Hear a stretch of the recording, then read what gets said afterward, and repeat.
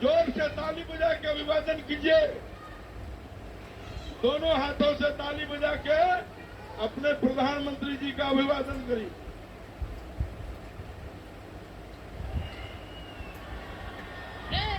राजपथ को कर्तव्य पथ में परिणित करने वाले हे महानायक लोकनायक, आपका बाबा सुंदरनाथ धाम, मां खड़गेश्वरी, रेणु की महिला आंचल एवं बढ़ती परी कथा की पृष्ठभूमि पर आपका आगमन हम अररिया लोकसभा के समस्त जनता का आपका मिलकर हार्दिक अभिनंदन करते हैं। इस प्रेरणादायी आनंदमयी क्षण में मैं कुछ भी बोलूं तो कम होगा। मैं सिर्फ शुभकामना कर सकती हूँ, सिर्फ शुभकामनाएं आपका कि तस्य कार्य से असुभाति समावह। जय श्री राम। जन जन के मन भावन मीना देवी रानी यादव बाबा पशुपतिनाथ का प्रतीक उपहार में प्रदान कर रही हैं। जय श्री राम, जय श्री राम।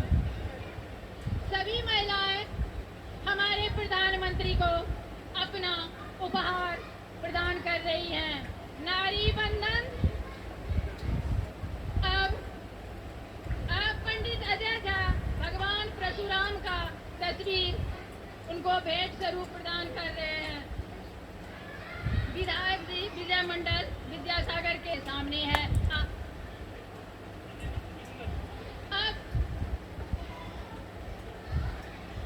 अब आप लोगों के सामने माननीय मंत्री जी के स्वागत में विजेंद्र यादव ऊर्जा मंत्री बिहार सरकार कुछ संबोधन देंगे।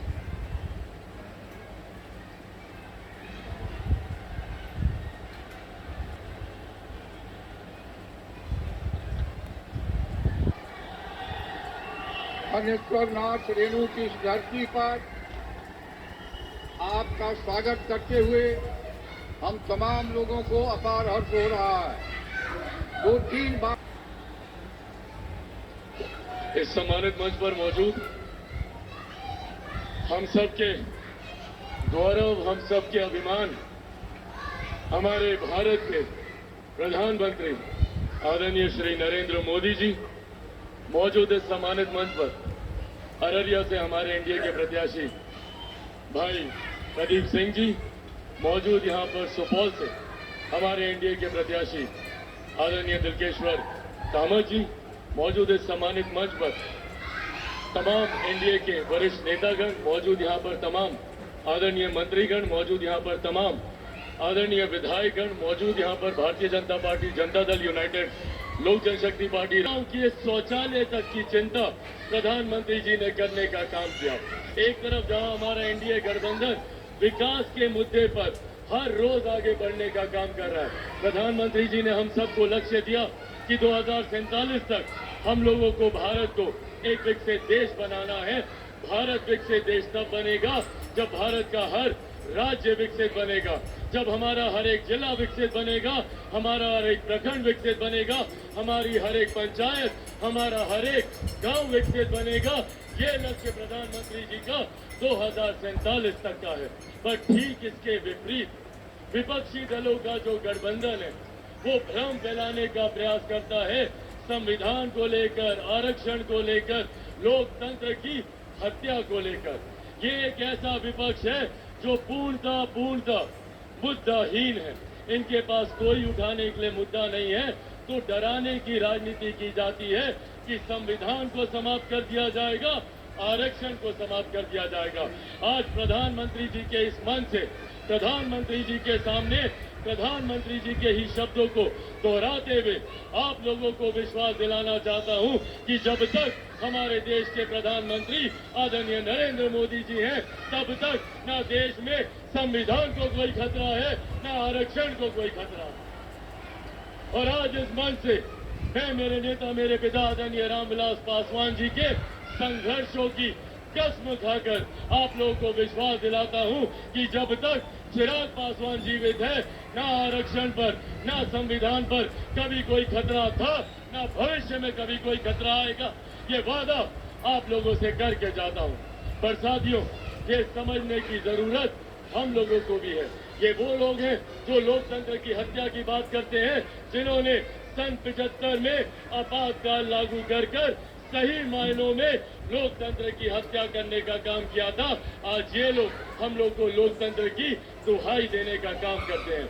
हकीकत है, जिन्होंने अपनी अपनी व्यक्तिगत महत्वाकांक्षाओं के लिए अपने सिद्धांतों से समझौता किया, ये जयप्रकाश नारायण जी की धरती है। बिहार उनके सिद्धांतों पे चलने वाला प्रदेश है।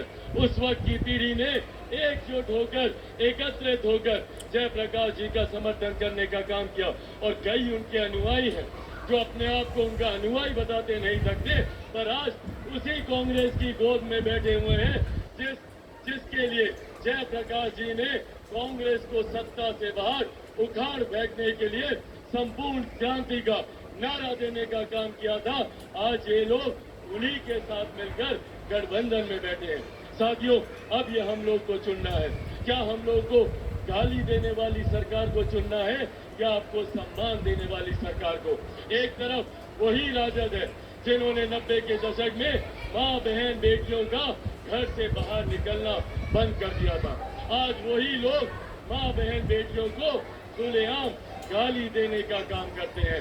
ऐसे में अब ये जिम्मेदारी हम लोगों की है कि एक तरफ प्रधानमंत्री हैं जिन्होंने महिलाओं के सम्मान की रक्षा के लिए उनको शौचालय बनाकर दिए, जहां पर बुजुर्गों के सम्मान की रक्षा के लिए आयुष्मान योजना का निर्माण किया, तो वहीं दूसरी तरफ ये लोग हैं जो दिन दहाड़े माँ बहन बेटियों को गाली देने का काम करते हैं, उनको अपमानित करने का काम करते हैं। एक बार फिर से मैं आप सबसे ये आह्वान करूंगा, जरूरी है देश की मजबूती के लिए, देश की सुरक्षा के लिए, महिलाओं के सम्मान के लिए, बुजुर्गों के अधिकार के लिए और युवाओं के भविष्य के लिए, किसान और मजदूरों के हक के लिए कि एक बार फिर से हमारे प्रधानमंत्री तीसरी बार देश के प्रधानमंत्री बने, और हम तमाम प्रत्याशी उन्हीं के सेना के सदस्य हैं जो हम मिलकर हमारे प्रधानमंत्री जी के लक्ष्य 400 पार को हम लोग पूरा करेंगे, जिसमें बिहार की 40 सीटों का महत्वपूर्ण योगदान रहेगा। सब लोग तैयार है ना? एक बार दोनों हाथ उठाकर जोरदार ताली से हमारे प्रधानमंत्री जी को अपना विश्वास दें। जोरदार ताली बजाकर। एनडीए गठबंधन जिंदाबाद, एनडीए गठबंधन जिंदाबाद, आदरणीय प्रधानमंत्री नरेंद्र मोदी जिंदाबाद, आदरणीय प्रधानमंत्री नरेंद्र मोदी जी जिंदाबाद। बहुत बहुत धन्यवाद साथियों। जय हिंद, जय बिहार। माता की, भारत माता की, भारत माता की। अररिया के ई पावन धरती मां अहाँ सबके प्रणाम करे छी।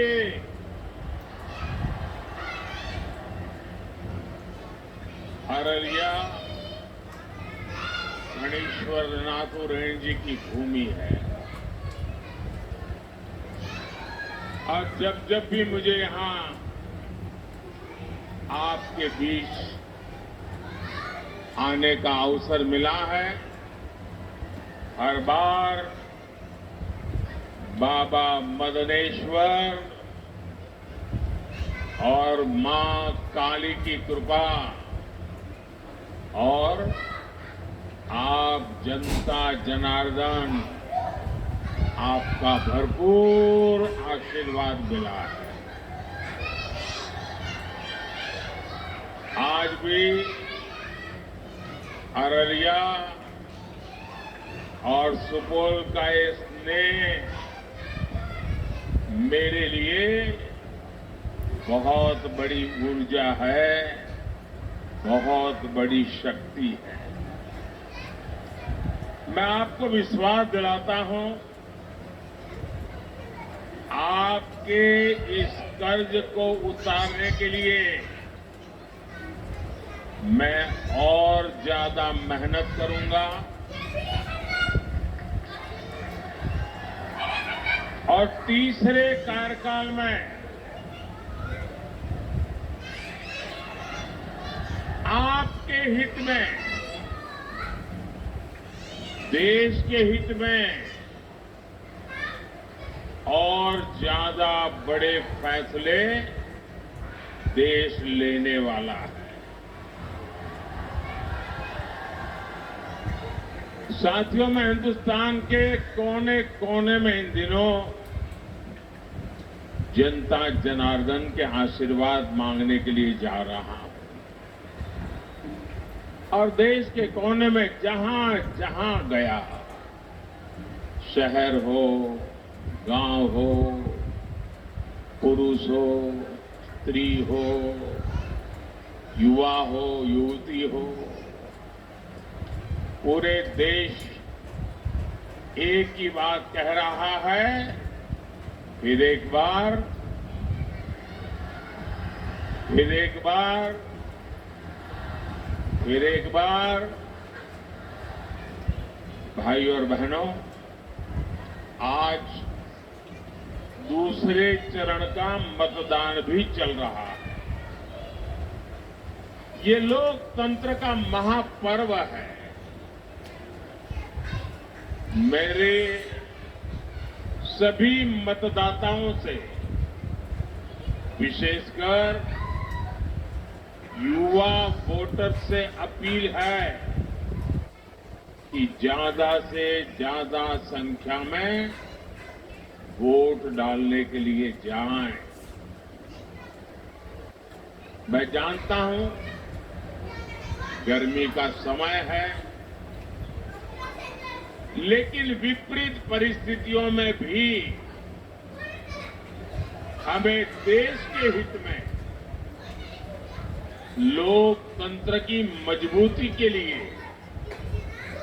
वोट देने का अपना कर्तव्य निभाना ही चाहिए। हमें एक कदम भी पीछे नहीं रहना चाहिए। और मेरा तो आपसे भी आग्रह है, जब आपके यहां मतदान का दिवस हो, हर पोलिंग बूथ में यात्रा निकाल करके 20-20, 25-25 लोग गीत गाते गाते, थाली बजाते बजाते, उत्सव मनाते मनाते पोलिंग स्टेशन पर वोट देने के लिए जाना चाहिए। पोलिंग बूथ पर उत्सव का वातावरण होना चाहिए। ये लोकतंत्र है। प्रचार में कितनी ही तू मैं चलती रहे, लेकिन मतदान का दिन पूरे इलाके का उत्सव का दिन होना चाहिए। साथियों, 2024 का ये चुनाव भारत को आर्थिक और सामरिक रूप से शक्तिशाली बनाने के लिए चुनाव है और इसमें बिहार के आप सभी मेरे जागरूक भाई बहनों की बहुत बड़ी भूमिका है। गुलामी के लंबे कालखंड से पहले जब बिहार समृद्ध था, तब भारत एक महाशक्ति था।